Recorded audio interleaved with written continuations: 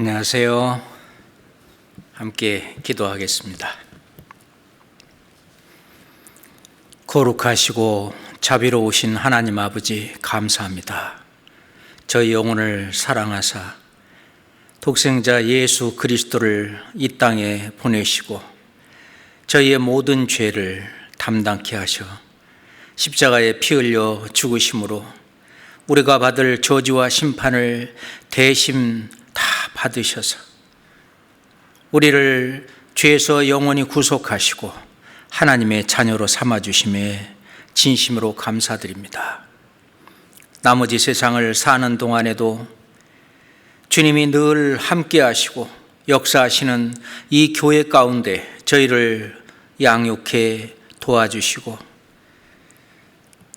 땅끝까지 이 복음을 증거하도록 말씀을 주시고 성령의 능력을 함께 주심에 더욱 감사합니다. 우리가 주님 오시는 그날까지 주님께서 우리에게 주신 사명을 다할 수 있도록 늘 성령의 능력을 더욱 채워주시고 지혜와 총명을 더해 주시옵소서. 이 코로나 시대에 서로 대면해서 함께 말씀을 배우고 교제하지 못하고 봉사하지 못하는 어려운 가운데 있습니다. 하나님 아버지, 이 코로나 사태 속에서도 이 교회의 기능이 제대로 운행될 수 있도록 인도해 주시옵소서. 우리 성도들이 더욱 이 가운데서 더욱 사랑하고 또 개인 밖으로 복음을 증거하고 전하는 성령의 역사가 계속 일어날 수 있도록 도와주시옵소서. 전 세계 각곳에 주님의 이름으로 세워진 교회들, 그 형제 자매들 역시 코로나 사태로 인해서 많은 어려운 가운데 신앙생활하고 있습니다. 주님 일일이 살펴주시고 그 교회의 성도들도 모두 다 주님을 바라보고 말씀을 좇아서 힘있게 신앙생활을 할 수 있도록 모든 여건을 허락해 주시옵소서. 주님, 모두 다 맞이하는 그날 정말 웃으면서 환하게 서로 껴안고 맞이할 수 있도록 주님 함께해 주시옵소서. 오늘 이 시간도 저에게 마땅한 말씀으로 인도하셔서 우리가 신앙생활 하는 데에 침체되거나 뒤처지지 않도록 우리 마음을 잡아 주시옵소서. 예수 그리스도 이름으로 기도드렸습니다. 아멘. 성경, 구약 성경 전도서 12장을 찾겠습니다. 구약 성경 전도서 12장, 전도서 끝장이고요. 끝절 13절, 14절을 우선 보겠습니다. 전도서 12장 13절로 14절. 이래 결국을 다 들었으니 하나님을 경외하고 그 명령을 지킬지어다. 이것이 사람의 본분이니라. 하나님은 모든 행위와 모든 은밀한 일을 선악간에 심판하시리라. 이렇게 전도서를 마치고 있습니다. 이 전도서를 기록한 솔로몬 왕, 하나님께서 솔로몬 왕에게 이 세상 사람들이 행복해지고 싶어서, 성공하고 싶어서, 또는 만족을 얻고 싶어서 얻으려고 노력하는 그 모든 것들을 솔로몬 왕에게 다 주시고 누려보고 어떤지 한번 기록하라고 하신 것 같습니다. 솔로몬에게 엄청난 부와 재력을 주셨고 솔로몬 왕에게 그 주변의 나라들도 전부 통제할 수 있는 그런 엄청난 권력도 주시고 또 솔로몬 왕에게 그 지혜와 지식을 엄청 주셔서 솔로몬보다 더 지혜로운 사람이 없을 정도로, 그리고 솔로몬 왕의 엄청난 명예를 주셨고, 그래서 하나님께서 이 세상 사람들이 성공하기 위해서 노력하며 추구하는 그 모든 것을 다 누려보도록 그렇게 솔로몬에게 허락을 했습니다.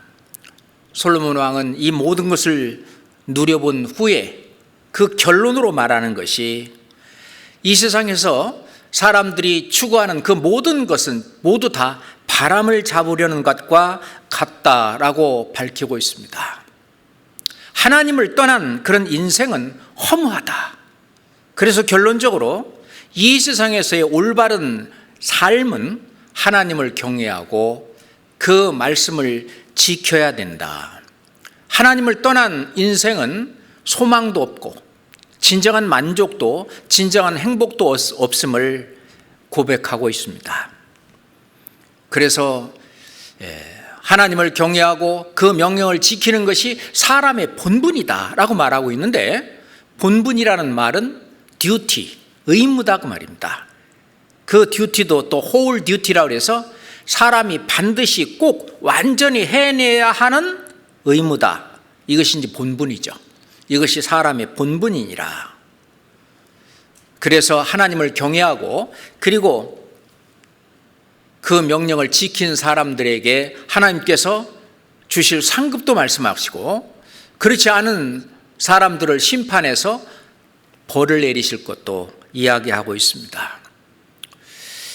이 전도서를 잠깐 훑어보겠습니다. 전도서 1장하고 2장의 내용은 뭐냐면은 세상에서 만족하려는 모든 수고와 행복을 추구하는 것, 희락이라든지 뭐 이런 쾌락이라든지 즐거움을 추구하려고 하는 이런 모든 것은 전부 다 헛된 것이다. 인생 무상을 얘기하고 있습니다.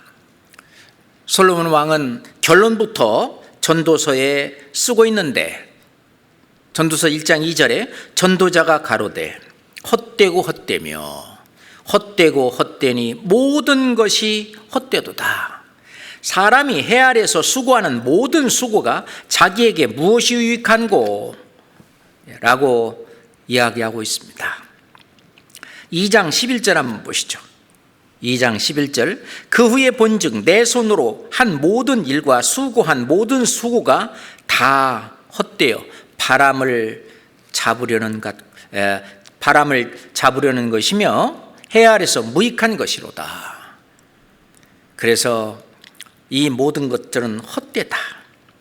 23절에도 보면은 일평생에 근심하며 수고하는 것이 슬픔뿐이라. 그 마음이 밤에도 쉬지 못하나니 이것도 헛되도다. 우리가 이 인생은 정말 헛된 인생. 그래서 어떤 스님은 말하기를 괜히 왔다 간다, 그렇게 적어놓기도 하고, 어떤 분은 인생은 10원짜리다. 실은 이 세상에서의 삶만을 놓고 본다면은 다 인생을 지나놓고 나니까 부질없는 것이고, 굉장한 거라고 생각했던 그것이 지나놓고 나니까 별것이 아닌 겁니다. 그리고 이제 3장에 하나님께서 하나님의 뜻이 뭔지, 하나님의 뜻은 이 세상에서 모든 걸 주려고 한 것이 아니라 이 세상은 다음 세상을 준비하기 위한 준비기간이고, 그렇기 때문에 하나님의 뜻은 모든 사람들이 영생을 얻는 것이 하나님의 뜻이라는 것입니다. 그래서 이 세상에서 만족하지 못하도록 3장 10절에 하나님이 인생들에게 노고를 주사 애쓰게 하신 것을 내가 보았노라. 하나님께서 노고를 허락하셨다는 것입니다. 그래서 11절에 사람에게 영원을 사모하는 마음을 주셨다. 영원을 사모하는 마음, 영생을 찾는 마음을 주셨다는 것입니다. 이 세상에서만 만족을 찾으려고 하면 없다는 것입니다. 그래도 사람들은 해볼 때까지는 해봐야죠 하면서 이제 4장 5절에 4장과 5장의 내용이 실은 권력도 헛되고 재물도 헛된 것이다 라고 계속 이어서 말씀하고 계십니다. 그래서 4장 16절에 보면 저의 치리를 받는 백성들이 무수하였을지라도 후에 오는 자들은 저를 기뻐하지 아니하리니 이것도 헛되어 바람을 잡으려는 것이로다. 한참 세상을 호령하고 치리할 때는 막강한 나는 새도 뭐 떨어뜨린다고 하는 어떤 굉장한 힘을 가진 것 같지만은 지나놓고 나면은 너무 초라한 인간으로, 어떤 때는 자기도 법정에 서서 심판을 받기도 하고, 사람들이 그때는 우르르 몰려와서 막 했지만은 이제 다 떠나가고, 그것도 역시 바람을 잡으려는 것과 마찬가지다. 5장에 보면 재물에 대한 얘기가 나오는데, 그 5장 10절 한번 보시면, 은을 사랑하는 자는 은으로 만족함이 없고 풍부를 사랑하는 자는 소등으로 만족함이 없나니 이것도 헛되도다. 재산을 더하면 먹는 자도 더하나니 그 소유주가 눈으로 보는 것 외에 무엇이 유익하랴. 원래 사람이 자기가 먹고 사는 데 쓰는 그런 그 돈은, 그 기본적인 돈은 그렇게 많지 않다고 합니다. 그것을 벗어난 그 이외의 다른 그 돈들은 허세죠. 은행에 저축을 해놨다 그런다면 그건 숫자에 불과합니다. 그것이 올바른 곳에 쓰여지고, 그 나의 의도에 따라서, 어떤 뜻에 따라서 선한 일에 또는 좋은 일에, 나를 위해서든지 가족을 위해서든지 또는 하나님을 위해서라든지 교회를 위해서 제대로 쓰여졌을 때 그 돈은 가치가 있는 것이죠. 그런데 이 세상에서 돈 많이 벌으면 행복할 줄 알고, 천석지기는 만석지기가 되기를 원하고 계속해서, 그렇지만은 그것도 다 헛된 것이다. 그러면서 6장에 가서 실은 사람의 진짜 기쁨과 낙은 심령에서 나오는 것이다 라고 이야기를 합니다. 6장 3절에 보면은 사람이 비록 100자녀를 낳고 또 장수하여 사는 날이 많을지라도 그 심령의 낙이 족하지 못하고 또 그 몸이 매장되지 못하면 나는 이르기를 낙태한 자가 저보다 낫다 하노니. 그렇습니다. 심령의 낙.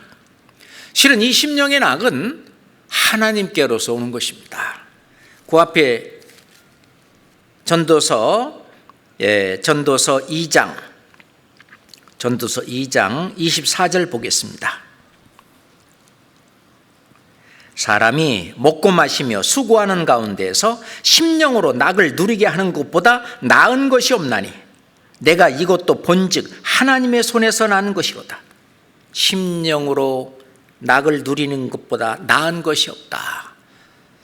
진짜 그 심령이 영원히 기쁨, 영혼의 만족, 영혼의 행복, 그 속에서부터 우러나오는 그 기쁨과 그 만족과 행복, 그것보다 더 나은 것은 없다. 그 외에 다른 기쁨이나 그런 모든 것은 순간순간 지나갈 뿐이지 그것이 완전한 행복을 주지는 못한다는 것이죠. 그리고 전도서 7장부터 12장까지는 그런다면은 헛된 인생 속에서 어떻게 살아야 되느냐, 진짜 참된 인생, 이거는 천국에 가야 있다는 것입니다. 그래서 7장 1절에 보면은 아름다운 이름이 보배로운 기름보다 낫다 그랬는데, 아름다운 이름, 천국 갈 수 있는 이름, 그리스도인, 구원받은 사람, 하나님의 자녀, 이 아름다운 이름, 이것보다 더 나은 것은 이 세상의 무엇과 비교할 수 없다고 하는 것입니다. 그렇기 때문에 지혜자는 이 세상에 사는 그 삶을 올바로 캐치해서 바라볼 줄 알아야 되는데, 이 세상에서의 올바른 삶은 항상 끝을 바라봐야 되는데 죽음 뒤에 하나님을 만나야 된다. 흙은 여전히 땅으로 돌아가고 신은 그 주신 하나님께로 돌아가기 전에 기억하라 라고 하면서 죽기 전에 너의 창조자를 기억하라. 창조자 하나님을 만나야 된다고 하는 그 사람이 정말 지혜로운 사람이다.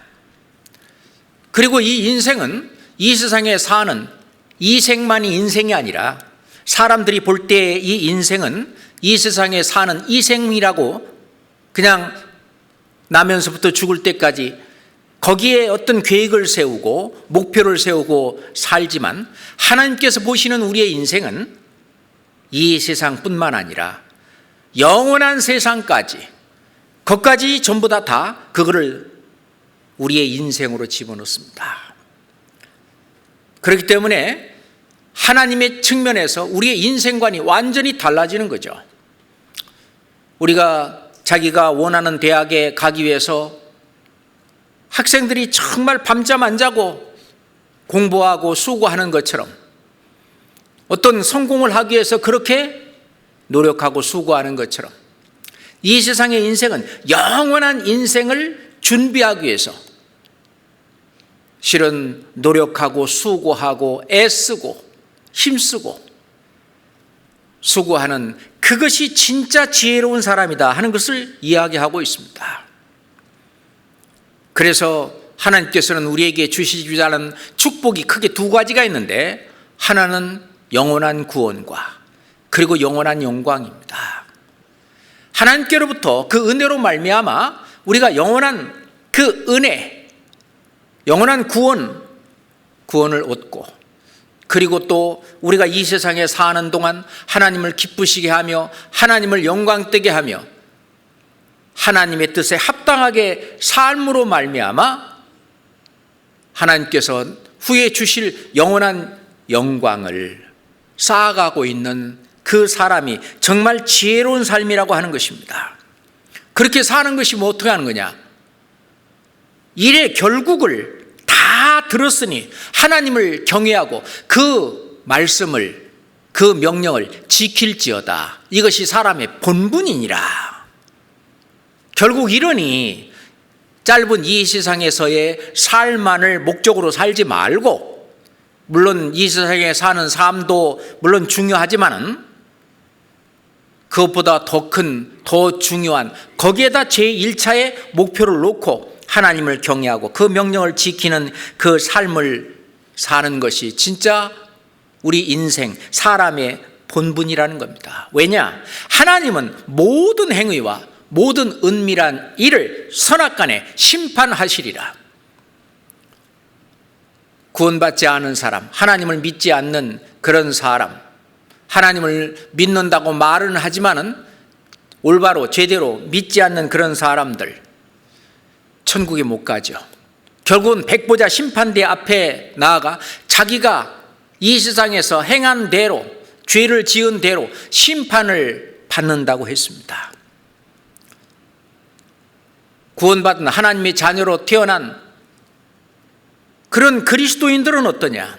그리스도인들도 이제 그리스도 앞에 딱 가게 되면 그리스도의 심판대 앞에 서야 됩니다. 그리고 선악간의 심판을 받는데 그 선악은 하나님이 보시는 이 선과 악은 우리 사람이 생각하는 선과 악과는 다릅니다. 하나님의 뜻에 합당하게 하나님을 기쁘시게 하며 하나님의 영광을 위해서 교회를 위해서 선한 일에 열심히 한 그 선한 일, 그 선에 대해서는 하나님이 보상으로 갚아주시고 영원한 영광으로 상급으로 갚아주시고 그렇지 못한 삶, 결국 자기 자신만을 위해서 살고 그냥 하나님의 뜻이나 교회에 대해서는 완전히 등한히하고 그렇게 나무나 집이나 풀과 같은 그렇게 불타버리는 없어질 그런 삶을 산 그거는 나중에 책망과 부끄러움이 있는 그런 그리스도의 심판대 앞에 선악간의 심판이 있다고 하는 것입니다.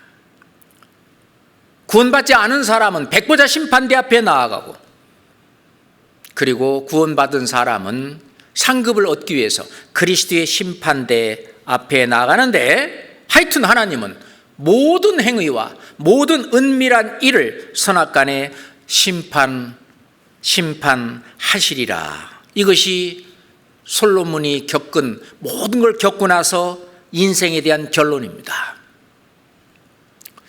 여기서 우리는 두 가지, 하나님을 경외하고 그 명령을 지킬지어다 해서는 우선 하나님을 경외하는 것이 뭔지 좀 생각을 해보겠습니다. 경외란 말은 좀 어려운 말이죠. 실은 하나님 앞에 예수님께서도 하나님을 경외함으로 인해서 하나님께서 예수님의 기도와 이 모든 것을 들어주셨다고 말씀하시는데, 자, 성경 히브리서 5장을 한번 찾아보겠습니다. 히브리서 5장 7절 말씀입니다.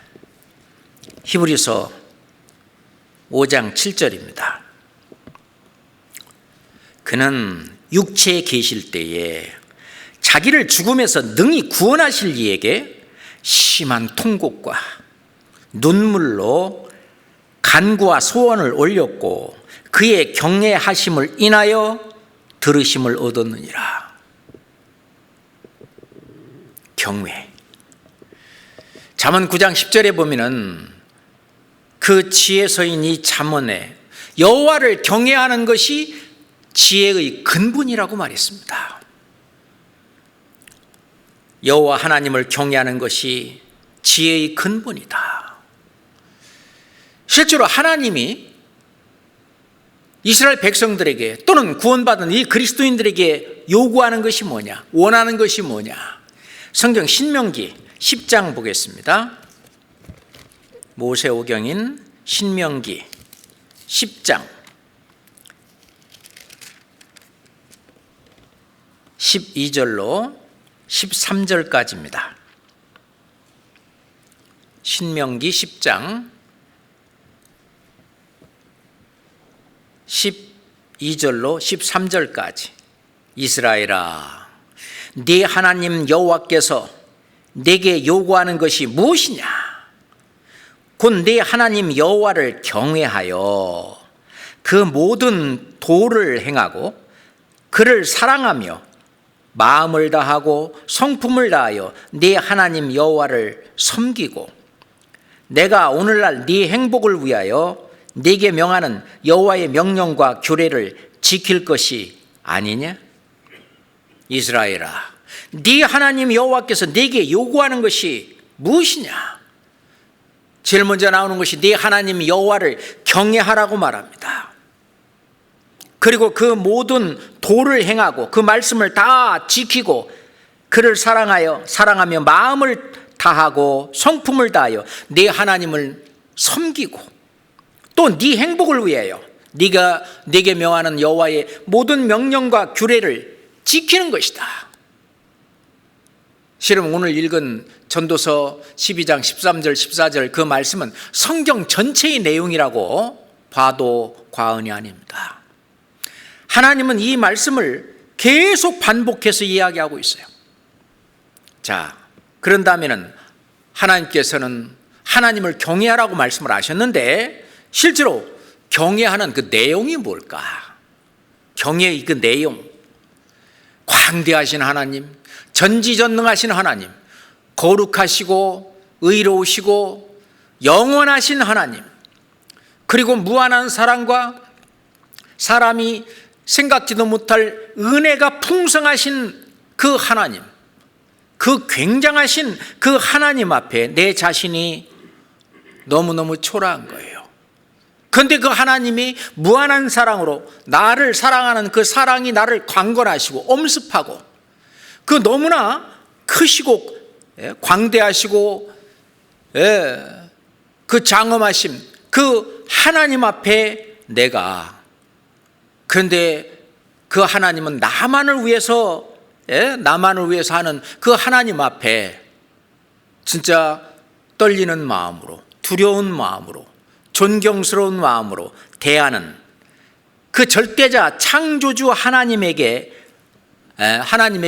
대하는 태도, 사랑과 은혜가 풍성하시고 그리고 오로지 나만 바라보시는 그 하나님을 완전히 신뢰함으로 말미암아 하나님을 높이고 존중하고 존경하고 그 복종하는 그 마음, 그런 것이 바로 경외입니다. 그러기 위해서는 하찮은 내 생각, 나의 뜻, 세상에 어떤 세상이 말하는 어떤 진리라고 말하는 어떤 것들, 사실이라고 말하는 이런 모든 것들 다 버리고 무엇이든지 하나님을 기쁘시게 하기 위해서 하나님이 말씀하시는 모든 것, 내가 이해가 안 돼도 결국은 나를 위한 것이다 라고 생각하면서 그것을 그대로 다 받아들이고 그것을 행하는, 그것이 바로 하나님을 경외하는 것입니다. 그래서 하나님을 경외하라, 그냥 영어로는 fear God, 하나님을 두려워하라, 그렇게 표현을 했는데, 그래서 두렵고 떨림으로 너의 구원을 이루라. 우리가 성화의 과정을 겪을 때에는 반드시 하나님을 경외하는 것이 있어야 됩니다.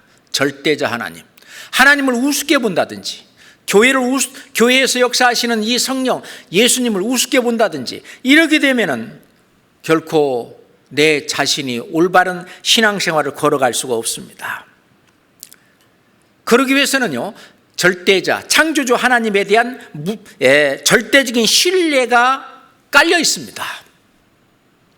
그렇기 때문에 자기는 이해가 안 되지만은 무조건적인 그런 순종, 도저히 범접하지 못할 그 하나님에 대한 올바른 그 자세, 이게 100% 하나님 말씀에 순종하는 그것이 하나님을 경외하는 것이죠. 이 성경에 경외라는 단어가 어디에 제일 먼저 나오냐면은 하나님께 아브라함이 독자 이삭을 바치는 그 제단, 그 위에서 우리가 사람이 생각할 때는 살인하지 말라 하신 하나님께서, 아니 100세에 낳은 그 독자, 그 사랑스러운 독자 이삭, 그거를 모리아산으로 가서 번제로 드리라고 하니 사람 생각으로는 도저히 이해될 수 없죠. 그렇지만은 거기에서 경외라고 하는 단어가 나옵니다. 칼을 들어서 이제 이삭을 찌르려고 하니까 사자가 나타나서 그 아이에게 네 손을 대지 마라, 아무 일도 그에게 하지 마라.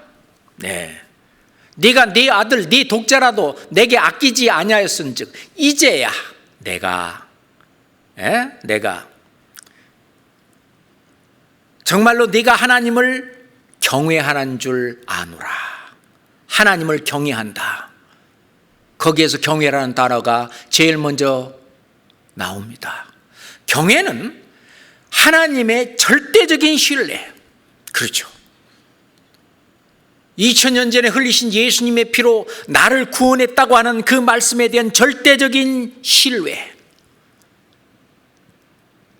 그리고 예수님이 공중에 재림하면 나를 신령한 몸으로 변화시켜서 데려갈 것이라고 하는 그 말씀에 대한 절대적인 신뢰, 그리고 영원하신 하나님의 나라 천국에 나와 함께 영원한 삶을 누리게 한다고 하는 그 말씀에 대한 절대적인 신뢰. 하나님을 경외하는 것은 그 절대적인 신뢰가 깔려 있습니다. 그렇기 때문에 아브라함은 만약에 독자 이삭을 번제로 드린다 할지라도 하나님이 죽은 자 가운데서 다시 살려주실 것을 믿었다라고 말합니다. 그 절대적인 신뢰 속에 하나님을 경외할 수가 있습니다. 우리가 일상생활 속에서도 하나님이 나와 함께 하신다 말은 수없이 읽고 듣고, 그렇지만 하나님이 정말 나와 함께 하신다고 하는 그 절대적인 신뢰 속에서 우리는 사람들이 생각하지 못한 엄청난 일들을 해낼 수 있는데 세상이 감당하지 못할 그런 믿음을 가지고 있기 때문에 그렇습니다. 그게 그렇게 하는 것이 바로 경외라고 하는 것입니다. 노아는 어떻습니까? 믿음으로 노아는 아직 보지도 못한 그런 일에 경고하심을 받아 경외함으로 방주를 예비하여 그 집을 구원하였다 그랬습니다. 그러니 하나님에 대한 절대적인 신뢰, 앞으로 홍수가 있다, 그래서 온 세상을 홍수로 심판하겠다 하는 그 말씀에 대한 절대적인 신뢰입니다. 그러니 사람들이 비웃고 조롱하고 손가락질 하더라도 노아는 방주를 만들었습니다. 그것은 바로 여호와를 경외함으로 그렇습니다. 우리 하나님의 말씀 하나하나를 문자 그대로 우리가 신뢰하고 그대로 믿기 때문에 저희들은 11조도 합니다. 그렇기 때문에 헌금도 합니다. 형제자매들을 돕는 그것도 하나님을 신뢰하기 때문에, 말씀을 신뢰하기 때문에, 그 하나님을 경외하기 때문에 그런 것들이 이루어지는 거죠. 성경 열왕기상 18장 보겠습니다. 열왕기상 18장입니다.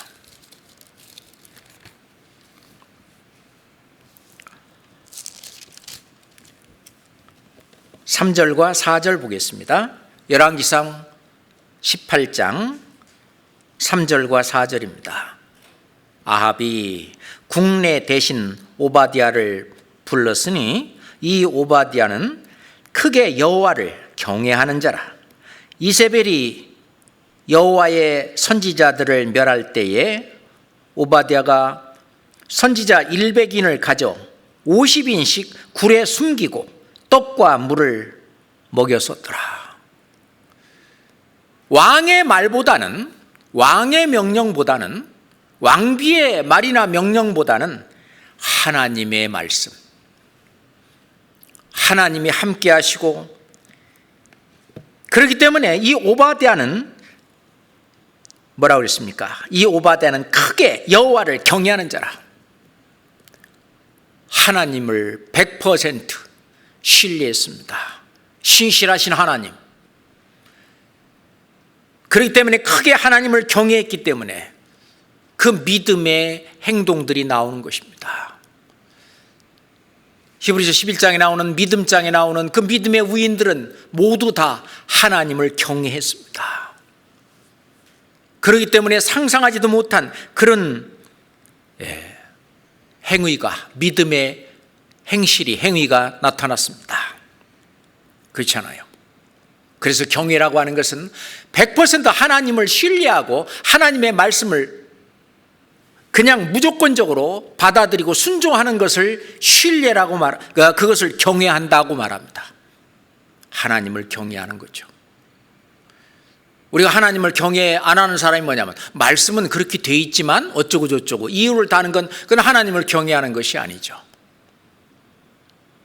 하나님의 말씀이 이렇다 그러면은 그 말씀 그대로를 액면 그대로 상황이 어떻든 간에 신뢰하고 받아들이고 그거에 합당하게 내가 삶을 사는 것이 하나님을 경외하는 삶입니다.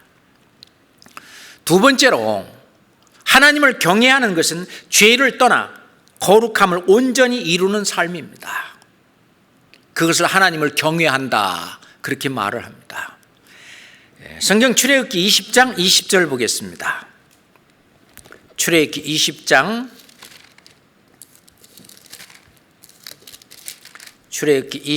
20절입니다.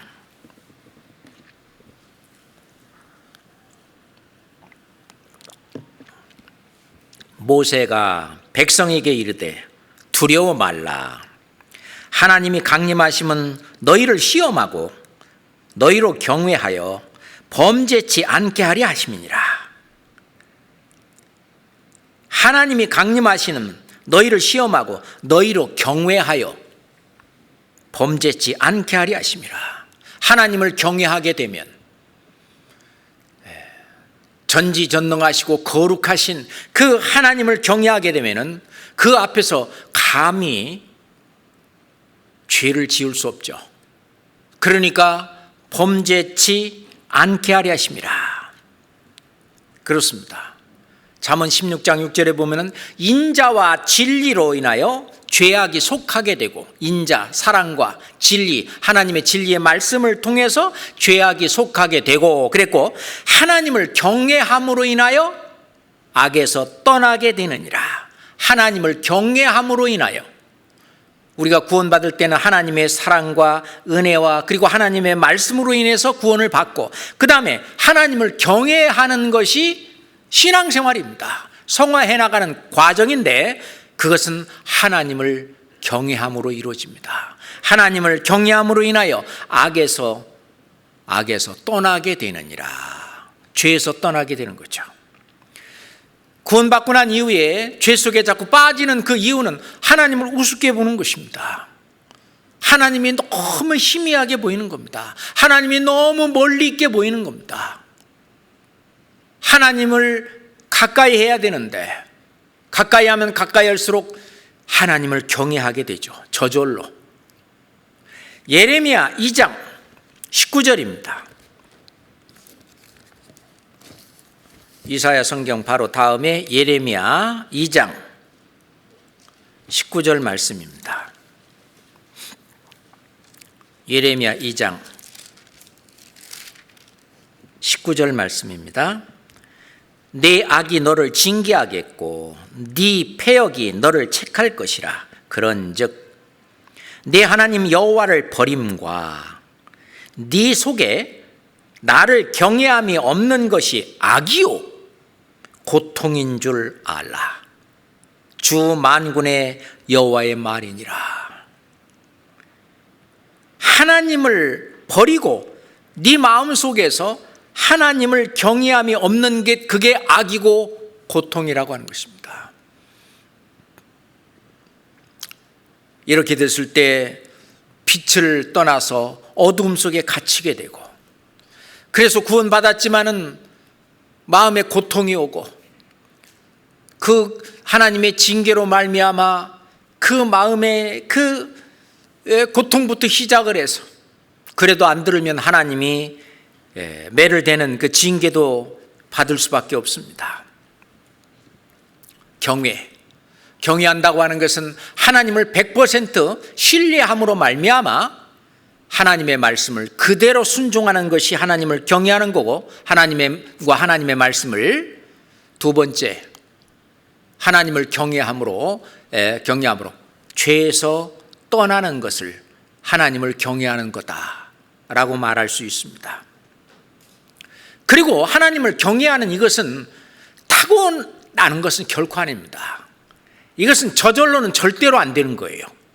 이것은 유전적으로, 하나님을 경외하는 것은 유전적으로 물려받는 것이 아닙니다. 반드시 가르쳐야 돼요. 배우고 가르쳐야 합니다. 하나님을 경외하는 것은 배우고 가르쳐야 되는데 어디서? 바로 교회에서. 성령께서 그 기름 부음이 하나님을 경외하는 것을 가르치십니다. 그러니 이 교회 안에 나와야 되고, 이 교회에서 가르치는 그 말씀 앞에 나와야 됩니다. 그래야만 하나님을 경외하는 것을 배울 수가 있습니다. 우리가 신명기 17장 19절에 보면은 평생에 자기 옆에 두고 읽어서, 이 성경 말씀을 자기 옆에 두고 읽어서 그 하나님 여호와를, 그 여호와 경외하기를 배우며 이 성경을 통해서 하나님 여호와 경외하기를 배우며 이 율법의 모든 말과 이 규례를 지켜 행할 것이라 라고 말씀하시는데, 말씀을 통해서 하나님 경외하기를 배울 수 있습니다. 그냥 생각해서 못 배웁니다. 항상 성령의 가르치심으로 하나님 경외하는 것을 가르치십니다. 그리고 이것을 자녀들에게까지 계속 가르치라고 말씀하십니다. 신명기 4장 보겠습니다. 신명기 4장 10절입니다. 신명기 4장 10절입니다. 네가 호렙산에서 네 하나님 여호와 앞에 섰던 날에 여호와께서 내게 이르시기를 나를 위하여 백성을 모으라. 내가 그들에게 내 말을 들려서 그들로 세상에 사는 날 동안 나 경외함을 배우게 하며 그 자녀에게 가르치게 하려 하노라 하시매. 하나님께서 모세에게 이르시기를 나를 위하여 백성을 모으라. 우리가 하나님을 경외하는 것은 우선 하나님의 영광을 위해서, 하나님을 기쁘시게 하기 위해서, 하나님의 뜻을 이루게 하기 위해서, 그렇기 때문에 나를 위하여 백성을 모으라고 했어요. 내가 그들에게 내 말을 들려서 말씀으로 가르치신다는 얘기입니다. 그래서 이 세상에 사는 날 동안 나 하나님 경외함을 배우게 하겠다. 예. 그리고 이 배운 것을 자녀에게 가르치게 하겠다. 예. 하나님을 경외하는 것은 유전적으로 결코 그냥 물려받는 것이 아니라고 하는 것입니다. 하나님의 말씀이 선포되는 그곳에서 하나님의 말씀을 통해서 하나님을 경외하는 것을 배우고 또 자녀에게도 가르쳐야 합니다. 그렇게 됐을 때 우리가 이 세상에 사는 날 동안 하나님을 경외하고 그 명령을 지키게 되면 그걸로 끝난다면은 놀고 못 놀고 뭐 그냥 그 자기 마음대로 못하니까 손해 아니냐. 세상 사람들은 그렇게 얘기하잖아요. 교회 다니면서 이것도 못하고 저것도 못하고 그럼 무슨 재미로 살아, 이런 사람들 있잖아요. 우리가 그것을 육신의 욕구를 내리누르고 그리고 하나님의 뜻에 합당하게 성령의 뜻을 좇아서 우리가 행하는 그 이유는 하나님을 경외하기 때문에, 하나님이 주신 그 약속을 믿고 하나님을 기쁘시게 하기 때문에, 내가 뭐 그걸로 인해서 상급을 받고 영광을 받고 그거는 둘째 문제고, 나를 구원하신 하나님, 나의 전부이신 그 하나님을 기쁘시게 하기 위해서 하나님을 경외하기 때문에 말씀을 순종하고 그 듣고 이 세상 재미나 이런 것들을 전부 포기하는 것입니다. 그렇게 했을 때 어떠냐? 하나님은 금생과 내생에 축복을 해 주신다고 하는 것입니다. 우리가 시편 128편 보겠습니다. 시편 128편입니다. 1절부터 4절까지 시편 128편. 여호와를 경외하며 그 도에 행하는 자마다 복이 있도다. 네가 네 손이 수고한 대로 먹을 것이라. 네가 복되고 형통하리로다. 네 집에 있는 네 집 내실에 있는 네 아내는 결실한 포도나무 같으며 네 상에 둘린 자식은 어린 감람나무 같으리로다. 여호와를 경외하는 자는 이같이 복을 얻으리로다. 이 세상을 사는 동안도 가정에 복을 내리시고 아내에게도 자식에게도 여호와를 경외하는 자는 이같이 복을 얻으리로다. 그렇습니다. 하나님을 경외함으로 애굽의 종로로 타고 있고 노예 생활을 하던 이스라엘 백성들이 점점 많아지니까 바로가 산파들에게 만약에 산에 아이를 낳으면 아이를 받다가 그 아이를 죽여버리라고 했어요. 그냥 여자아이는 그냥 살려주고. 그런데 그 산파 중에 십부라와 부하가 있는데 그냥 산의 아이가 나도 그냥 다 살려준 거예요. 아니 왜 다 그렇게 살려놨냐 그랬더니 원래 히브리 여자들은 아주 건강해가지고 우리가 도착하기 전에 이미 다 나았습디다 그렇게 이제 했죠. 그 이유는 뭐냐? 하나님을 경외하기 때문에, 하나님을 신뢰하고 그 하나님의 어떤 명령이나 하나님의 말씀이나 하나님의 뜻이 그 바로의 어떤 명령보다도 더 우선하기 때문에. 그래서 성경은 기록하기를 산파는 하나님을 경외하였으므로,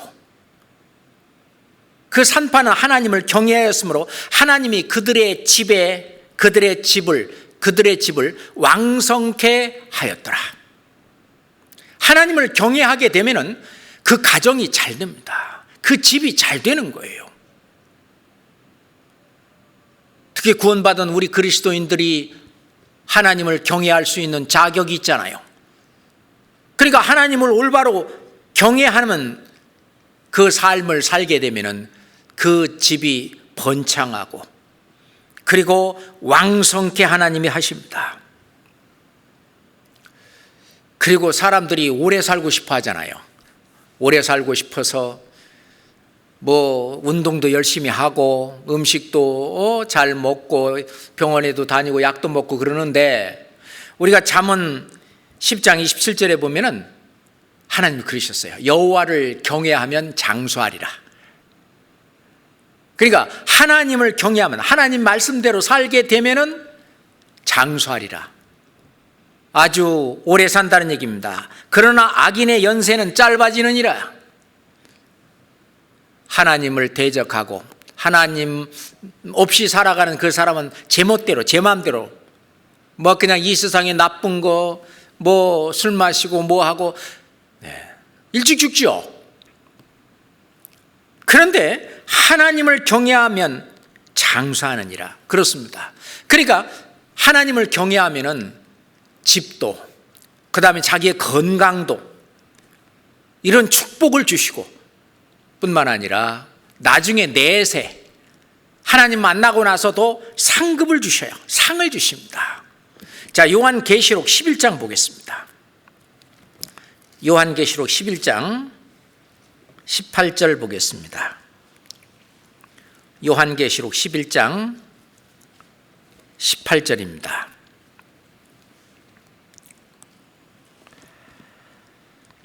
이방들이 분노하매 주의 진노가 임하여 죽은 자를 심판하시며 종 선지자들과 성도들과 또 물은 대소하고 주의 이름을 경외하는 자들에게 상 주시며 또 땅을 망하게 하는 자들을 멸망시킬 때로소이다 하더라. 여기서 뭐냐면 종 선지자들과 성도들과 또 물은 대소하고 주의 이름을 경외하는 자들에게 상 주시며, 그리스도의 심판대 앞에 갔을 때 하나님을 경외하는 대로 하나님께서 상급으로, 영광으로, 상으로 주신다고 하는 것입니다. 그렇죠. 일의 결국을 다 들었으니 하나님을 경외하고 그 명령을 지킬지어다. 이것이 사람의 본분이니라. 그렇습니다. 하나님을 경외하면은 이러한 축복도 받습니다. 자, 하나님을 경외하고 그 명령을 지킬지어다 그러는데, 그 명령을 지킨다는 게 무엇일까요? 그 명령은 예수님이 말씀하시기를 나는 그의 명령이 영생인 줄 아노라. 우선 영생 얻고 영생을 취하는 하나님의 명령이죠. 그것은 하나님의 율법 그리고 계명, 이걸 지키는 겁니다. 율법과 계명은 전부 하나님의 말씀이에요. 그 명령을 지킨다고 하는 것은 하나님의 말씀을 지키는 것입니다. 그래서 레위기서 22장에 보면은 나는 여호와니라, 너희는 나의 명령을, 나의 계명을 지키며 행하라 그랬어요. 하나님은 이걸 지킬 걸 요구합니다.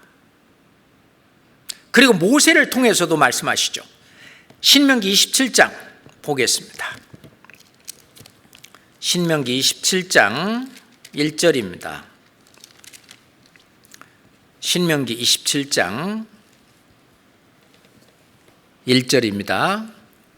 모세가 이스라엘 장로들로 더불어 백성에게 명하여 가로되 내가 오늘날 너에게 명하는 이 명령을 너희는 다 지킬지니라. 실은 모세 오경 구약시대에 나타난 하나님이 주신 그 율법이 613가지라고 성경학자들은 분리해 놓고 있습니다. 그 613가지의 그 율법과 계명, 자, 이걸 지키라고 강조를 하고 얘기를 했지만은 이스라엘 백성들은 지키지 못했습니다. 이것은 율법의 그 핵심 내용이 사랑이기 때문에 하나님을 사랑하고 내 이웃을 내 몸과 같이 사랑하라고 하는 것이 아주 중심 내용인데, 구원을 받지 못하고는 그것을 할 수 있는 힘, 성령이 오시지 않고는 자기의 의지로는, 자기의 노력으로는 못하는 거예요. 그래서 구약의 이 613가지의 그 율법은 본인이 하나님만큼 거룩하지 못하고, 하나님만큼 의롭지 못하고, 하나님만큼 선하지 못한 그런 죄인의 신분인 것을 깨닫고 회개하도록 주신 건데, 못 지켰으니까 내일은 지켜야지. 또 내일 가서는 오늘 또 못 지켰으니까 내일 가서는 지켜야지. 이렇게 하나님의 뜻과 반하게 이스라엘 백성들은 그렇게 했습니다. 지키지도 못하고 오히려 못 지키니까 아예 그냥 우상을 섬기고 하나님을 떠나는 일까지 벌어지고 났는데, 이것은 이스라엘 역사가 증명합니다. 613가지의 그 모세 율법을 지키는 데는 다 실패했습니다. 그렇기 때문에 구세주 예수 그리스도가 필요했고, 예수 그리스도께서 오셔서 우리가 지키지 못한 걸로 인해서 죄인 된 우리의 모든 죄를 대신 담당하시고 그 죄값을 피 흘려 돌아가시고 치름으로 말미암아 우리의 그 죄를 모두 다 사하시고 그 피를 가지고 하나님 앞에 나아가 그 우리의 죄를 대속하신 것을 말씀하시고, 부활하심으로 말미암아 그것이 옳다고 하는 것을 우리한테 믿을 만한 증거로 주셨습니다. 그러면서 예수님 말씀하실 때 요한복음 13장 34절에 내가 새 계명을 주노니 서로 사랑하라. 내가 너희를 사랑한 것 같이 너희도 서로 사랑하라. 내가 너희를 사랑한 것 같이, 그 사랑은 아가페 사랑이거든요. 내가 너희를 아가페 사랑을 한 것 같이 너희도 서로 아가페 사랑을 하라는 엄청난 말씀을 계명으로 주십니다. 말씀으로 주시는 거예요. 갈라디아서 6장 2절에 보면 그리스도의 법을 성취하라. 그것이 이제 그리스도의 법. 고린도전서 9장에 보면 그리스도의 율법이라고 그랬습니다. 그것은 신약 성경을 또 어떤 성경학자가 그 그리스도의 율법, 새 계명이라고 말하는 그리스도의 율법을 셌는데 1052가지라고 이야기하고 있습니다. 거의 배나 가깝게, 구약의 율법에 배나 가깝게 더 많아요. 뭘 하라, 하지 마라 라고 하는 명령이 더 많은 거예요. 그렇지만은 구약의 유대인들은 그것을 지키지 못했지만은 이제는 이 성령이 오셔서 육신의 소욕을 저항하고 거부하고 성령의 그 뜻을, 성령의 어떤 소욕을 그 순종하고 그냥 기쁘게 따름으로 말미암아 하나님께서 말씀하신 그 새 계명, 사랑하라고 하는 그 계명이 이루어질 수 있도록 하나님은 그렇게 하셨습니다. 자, 이것은 육신의 생각과 성령의 생각이 서로 싸우고 육신의 소욕과 성령의 소욕이 서로 싸우는 가운데서 하나님의 말씀대로 순종해서 성령의 법, 성령의 뜻, 어떤 이 성령의 말씀, 그것을 좇아서 내가 살게 되면 육신을 이기는 승리하는 삶을 살게 되고 하나님의 말씀을 지키는 것이죠. 이거는 중요한 것입니다.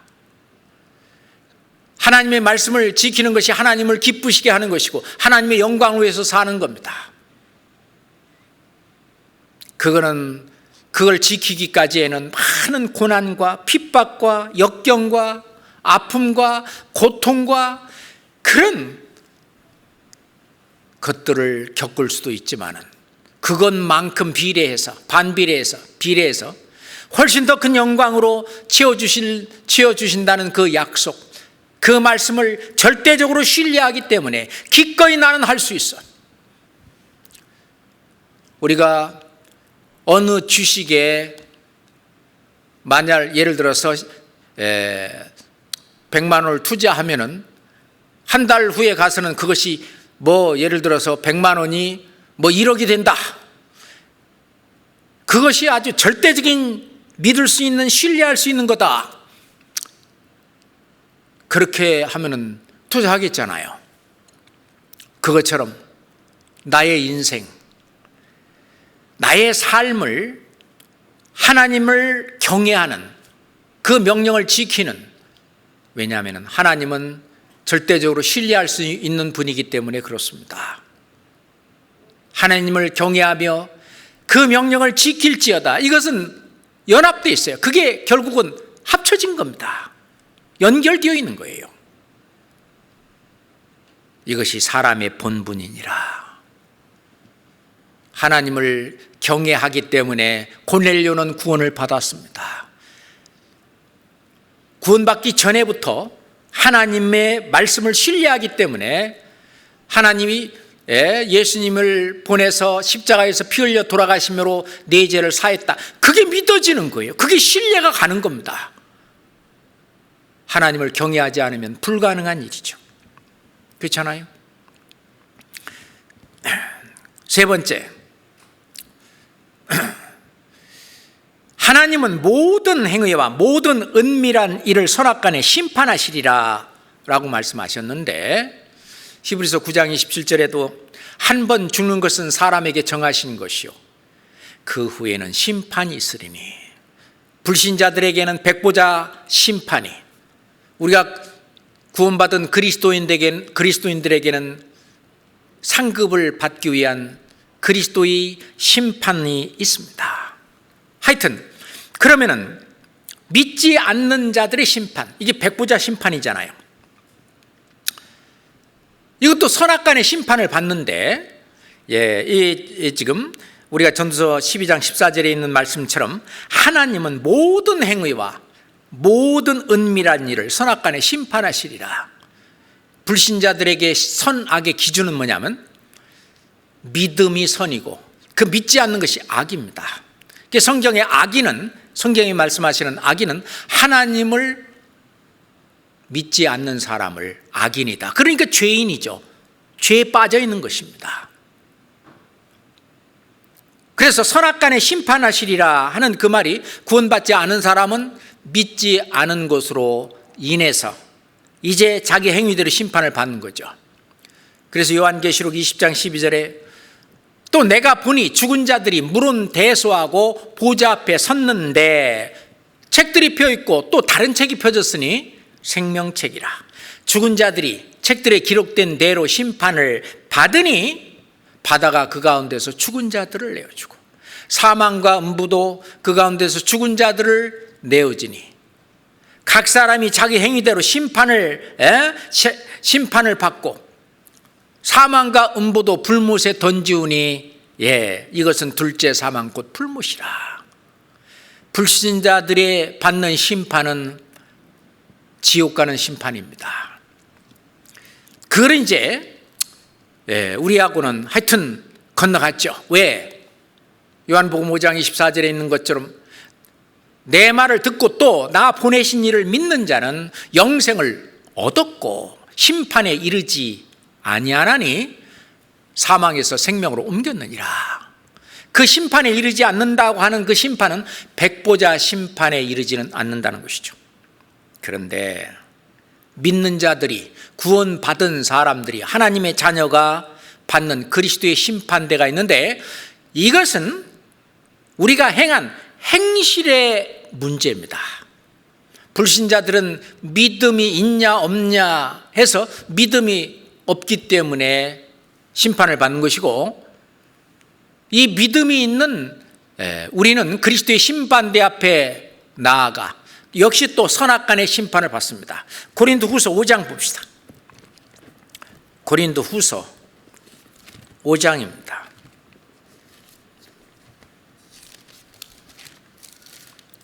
고린도후서 5장 8절부터 10절까지입니다. 고린도후서 5장 8절부터 우리가 담대하여 원하는 바는 차라리 몸을 떠나 주와 함께 거하는 그것이라. 그런즉 우리는 거하든지 떠나든지 주를 기쁘시게 하는 자 되기를 힘쓰노라. 이는 우리가 구원받은 사람들입니다. 다 반드시 그리스도의 심판대 앞에 드러나 각각 선악간에 그 몸으로 행한 것을 따라 받으려 함이라. 선악간에 그 자기가 행한 것을 따라 받으려 함이라. 선악간의 심판을 받게 됩니다. 이 선은 믿음과 믿느냐 안 믿느냐 그 선악의 기준이 아니라 이 선은 하나님을 기쁘시게 하고 하나님의 뜻대로 살았냐, 그것이 선이고 그 반대가 이제 악입니다. 세상 사람들이 말하는 도덕적인 이야기하고는 이야기가 다르죠. 그래서 이 그리스도의 심판대는요, 자기 행실의 문제예요. 그래서 세마포를 입었는데 하얀 세마포, 그것이 성도들의 옳은 행실이라 그랬는데 예수님께서 친히 말씀하시기를 인자가 아버지의 영광으로 천사들과 함께 오리니 그때 각 사람의 행한 대로 갚으시리라. 각 사람의 행한 대로 행실입니다. 올바로 잘 행한 것이 선이고 그렇지 않은 것이 악이잖아요. 요한계시록 22장 12절에 보면은 예수님이 말씀하셨어요. 보라, 내가 속히 오리니 내가 줄 상이 내게 있어. 그랬습니다. 각 사람에게 그의 일한 대로 갚아주리라. 그리스도의 심판대는 행한 대로 갚아주는 겁니다. 일한 대로 갚아주는 거예요. 우리가 정말 경계해야 될 그 말이 있는데 내가 하려고 하니까 안 되더라. 그래서 손 놓고 그냥 주님만 바라보고 기도하고 했더니 주님이 다 해주시더라. 맞는 말 같은데 잘못하면은 큰일 날 말이 되는 겁니다. 우리가 이 머리의 뜻은 이 몸이 움직여야 돼요. 우리는 몸의 지체들이거든요. 머리의 뜻대로 우리가 행해야 돼요. 우리가 행한 대로, 우리가 일한 대로 갚아주는 것입니다.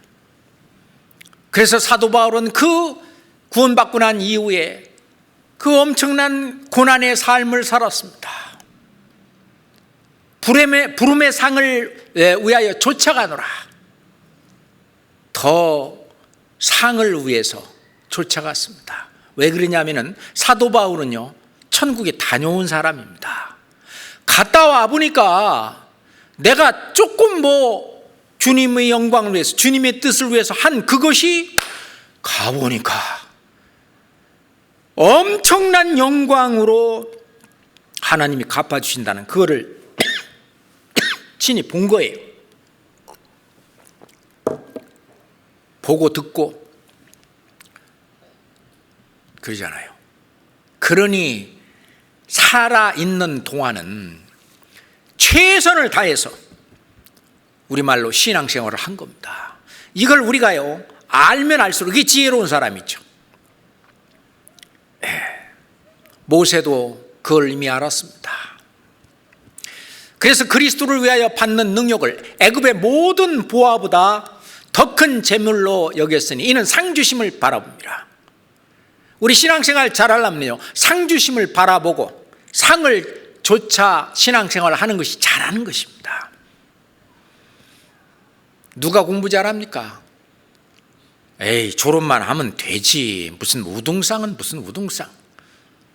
어떤 학생은 나는 이번 학기에 반드시 우등상을 타고야 말 거야. 그 상을 쫓아가는 사람, 상주심을, 상 주는 걸 바라보고 공부하는 학생, 누가 공부 잘하겠어요? 주님 앞에 갔을 때 누가 큰 영광, 누가 더 큰 그런 상급을 받겠습니까? 나야 상 그런 거 별로 신경 안 써. 그 별로 받을 거 없을 거예요. 정말 그 부름의 상을 위해서 쫓아가는 사람, 상 주심을 바라보고 정말 모세는 사환으로서 충성을 다했다고 했는데 정말 충성을 다하는 그런 삶을 산 사람, 다릅니다. 다르잖아요. 그러면 선이 뭐고 악이 뭐냐? 이 세상 죄하고는 다릅니다. 그리스도의 심판대 앞에 갔을 때 세상 죄는 예수님의 십자가에서 보라, 세상 죄를 지고 가는 하나님의 어린 양이로다. 세상 죄는 완전히 처리가 됐는데 세상 죄가 아닌 게 있어요. 그것이 악인데 하나님은 성경에서 말씀하시기를 사람이 선을 행할 줄 알고도 행치 않는 것이 죄다, 그렇게 말씀하셨고, 믿음으로 조차 하지 아니하는 그것이 바로 죄니라. 그거는 세상 죄하고는 다릅니다. 그렇기 때문에 그 선악 간에, 그 악이 죄인데 선악 간에 그 악에 대한 그리스도의 심판대 앞에 갔을 때 그 심판이 있어요. 특별히 교회를 허는 죄, 이 성전을 허는 죄, 이거는 굉장히 큰 죄인데요, 그 성전을 허는 그 죄, 첫 번째가 판단하고 비판하고 업신여기는 죄입니다. 로마서 14장 찾겠습니다.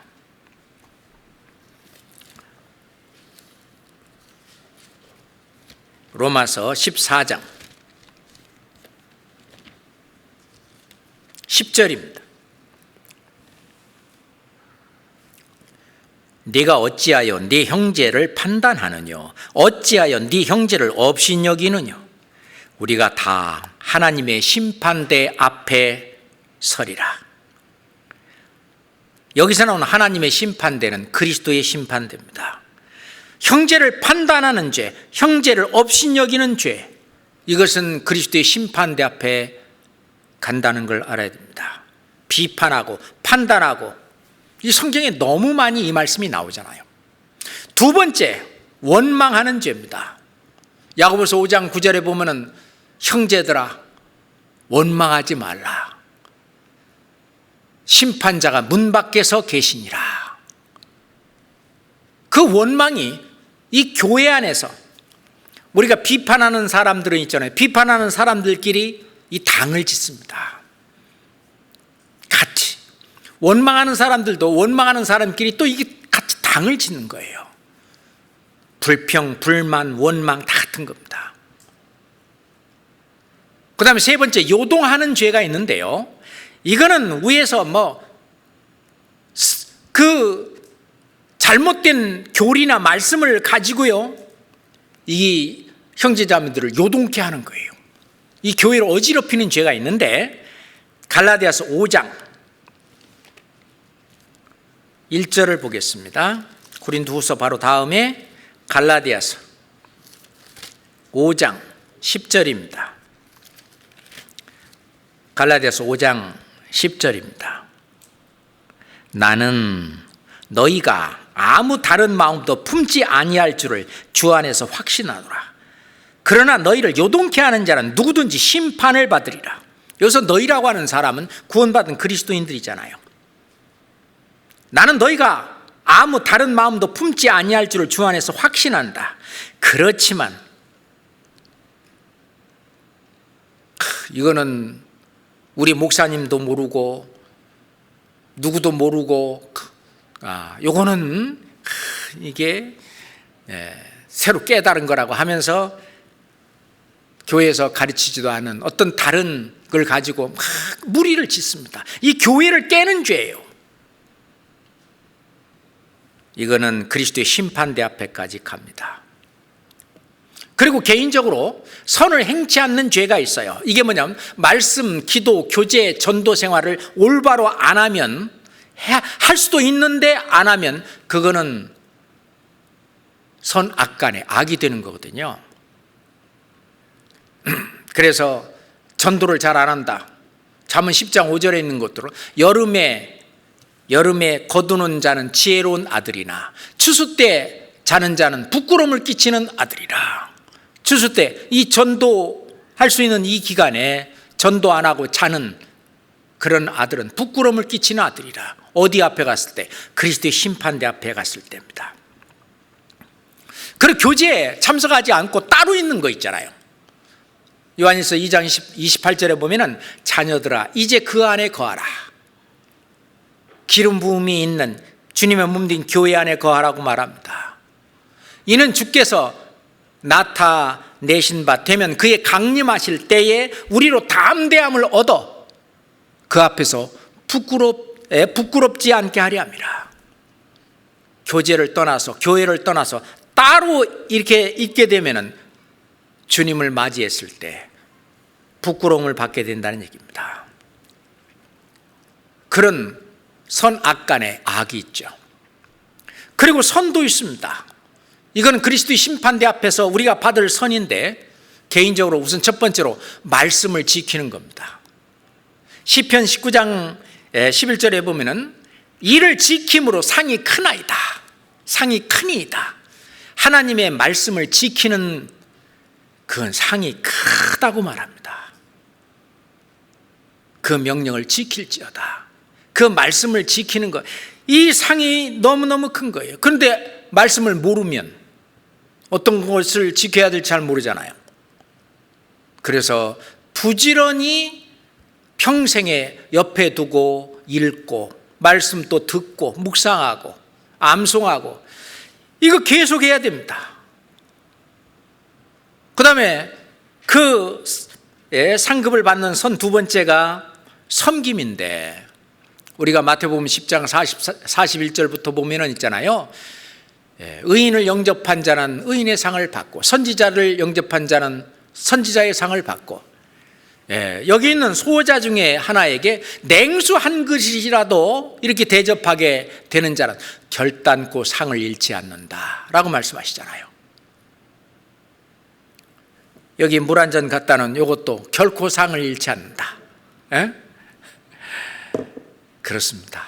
작은 거 하나하나까지 모두 하나님은 세밀하게 세심하게 상을 주는데, 특별히 섬김의 상이잖아요. 우리가 주님께서 말씀하시기를 사랑하라 말씀하셨는데, 이 사랑을 두로 딱 나누면은 그 사랑은 죄 용서와 섬김으로 둘로 나눌 수가 있어요. 죄 용서, 예수님은 우리의 죄를 용서하러 오셨잖아요. 우리의 죄를 없애주러 오셨습니다. 내가 이를 위하여 왔노라. 십자가에 우리의 죄를 대속하러 오신 것이 하나고, 두 번째, 내가 섬김을 받으려 온 것이 아니라 도리어 섬기려 왔다. 나는 섬기러 이 땅에 왔다. 그게 사랑이거든요. 그러니까 이 사랑, 그래서 우리 형제자매들, 옆에 있는 형제자매들을 용서하고 그리고 그 형제자매들을 섬기는 그 상이 큽니다. 그리고 세 번째, 충성한 상입니다. 너희가 작은 일에 충성하였으니 내가 큰 것으로 맡기겠다 그랬어요. 작은 일에 충성, 맡은 자들에게 구할 것은 충성이니라. 고린도전서 4장 2절에 충성. 하나님께서 이 교회 안에 명령하신 명령하시고 일을 맡긴 것들이 있는데, 그 맡긴 일들을 정말 충성을 다해서 잘했을 때 주님이 상급을 주십니다. 그래서 고린도전서 3장 8절에도 물 주는 이 심는 이가 따로따로 있지만은 각각 자기의 일하는 대로 자기의 상을 받으리라. 상급이 있습니다. 그리고 또 하나는 뭐냐? 전도죠. 다니엘서 12장 3절에 보면은 많은 사람을 옳은 대로 돌아오게 한 자는 궁창의 별과 같이 영원토록 비치리라 했어요. 이거는 전도인들만이 많은 사람을 옳은 대로 돌아오게 하는 일이 아니잖아요. 형제자매들도 많은 사람들을 옳은 대로 돌아오게 하는 그 일에 함께 협력하고 함께하는 그 일은, 그 영광이 궁창의 별과 같이 영원토록 비치게 될 것입니다. 그렇잖아요. 그래서 우리가 오늘 전도서 12장 마지막에 그 13절 14절을 봤는데, 일의 결국을 다 들었으니, 그렇습니다. 일의 결국을 다 들었으니 어떻게 해야 되느냐? 하나님을 경외하고 그 명령을 지킬지어다. 이것이 사람의 본분이라. 사람으로 태어났으면 이게 진짜 할 일이다 그 말입니다. 하나님은 모든 사람들을 선악간에 자기가 행한 대로 다 심판한다고 말씀하셨는데, 우리가 지옥 가는 백보자 심판대는 안 쓰지만은 예수님이 공중에 재림하시고 예수님을 만나게 되면 우리는 그리스도의 심판대 앞에 서게 될 텐데, 우리가 수고한 대로 그 헛되지 않고 주님께서 작은 것 하나까지 다 갚아주실 것입니다. 전도서의 말씀대로 이 구원받지 않고 이 세상에서 행복과 만족을 추구하려고 하는 것은 전부 헛되면 모든 것이 헛되지만은 우리의 수고는 결코 헛되지 않을 것입니다. 고린도전서 15장 57절입니다. 마지막 말씀으로 읽겠습니다. 고린도전서 15장 57절로 58절입니다. 고린도전서 15장 57절로 58절입니다. 우리 주 예수 그리스도로 말미암아 우리에게 이김을 주시는 하나님께 감사하노니, 그러므로 내 사랑하는 형제들아, 견고하며 흔들리지 말며 항상 주의 일에 더욱 힘쓰는 자들이 되라. 그 다음 같이 읽겠습니다.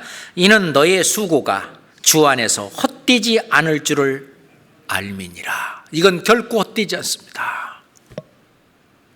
거룩하신 주의 말씀입니다. 기도하겠습니다. 하나님 아버지, 정말 감사합니다. 우리가 하나님을 알지 못했다면 정말 헛된 삶을 살 수밖에 없었을 텐데, 하나님을 알게 하시고 예수 그리스도를 통해서 그 피로 말미암아 우리를 구원케 하시고 이제 나머지 생에 주님의 영광을 위해서 주의 뜻대로 그 명령을 지키며 살도록 하신 주님, 정말 감사합니다. 주님이 역사하시는 교회 안에서 우리가 형제 자매들을 사랑하고 서로 돕고 밖으로 이 복음을 증거하고 전하는 일에 저희들이 부족함이 없도록 늘 성령의 능력으로 채워 주시옵소서. 예수 그리스도 이름으로 기도드렸습니다. 아멘.